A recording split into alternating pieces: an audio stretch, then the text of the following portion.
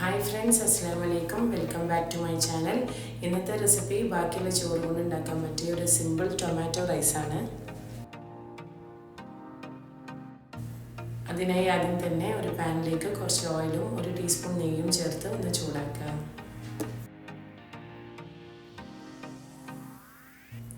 എണ്ണ ചൂടായ കടുക് ചേർത്ത് പൊട്ടിക്കുക.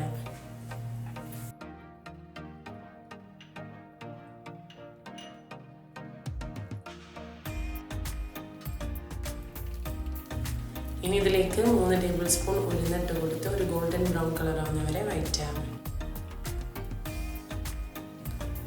ഇതിലേക്ക് കാഷ്യൂനട്ട് ചേർത്ത് ഒരു ലൈറ്റ് ബ്രൗൺ കളർ ആകുമ്പോൾ ഇതിലേക്ക് 2 വറ്റൽ മുളകും കുറച്ച് കറിവേപ്പിലയും ചേർത്ത് ഒന്ന് വഴറ്റാം.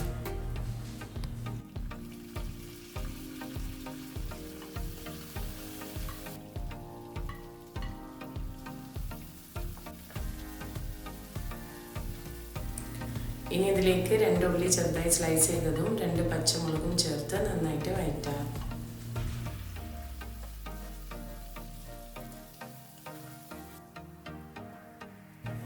പാകത്തിന് ഉപ്പ് കൂടി ചേർക്കാം.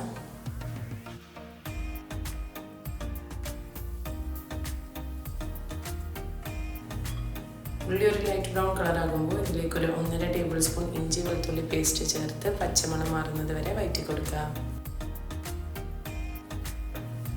ഇതിലേക്ക് 1 ടേബിൾ സ്പൂൺ മുളക് പൊടിയും 1/2 ടീസ്പൂൺ മഞ്ഞൾപ്പൊടിയും ചേർത്ത് വഴറ്റാം.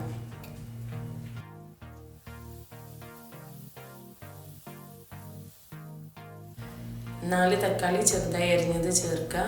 എന്നിട്ട് ഇതൊന്ന് സോഫ്റ്റ് ആകുമ്പോൾ ഇതിലേക്ക് 1/2 ടീസ്പൂൺ കായപ്പൊടിയും 1 ടീസ്പൂൺ ഗരം മസാലയും ചേർത്ത് നന്നായിട്ട് മിക്സ് ചെയ്യാം.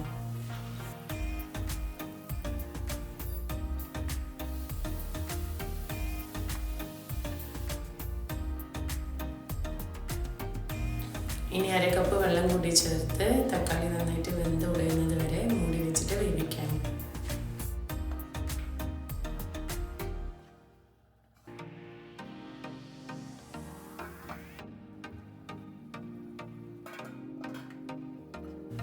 തക്കാളി നല്ല വെന്തതിന് ശേഷം ഇതിലേക്ക് കുറച്ച് മല്ലിയില ചേർത്തൊന്ന് മിക്സ് ചെയ്യാം.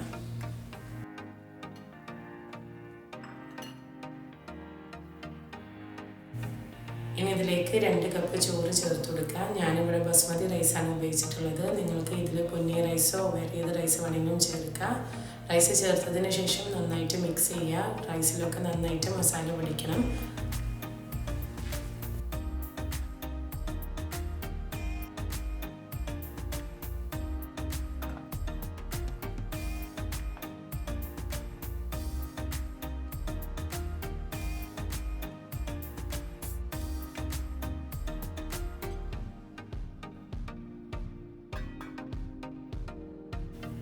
അപ്പോൾ നല്ല സിമ്പിളായിട്ടുള്ള ടൊമാറ്റോ റൈസ് ഇവിടെ റെഡിയാണ്. എല്ലാവരും വീട്ടിൽ ട്രൈ ആക്കി നോക്കുക.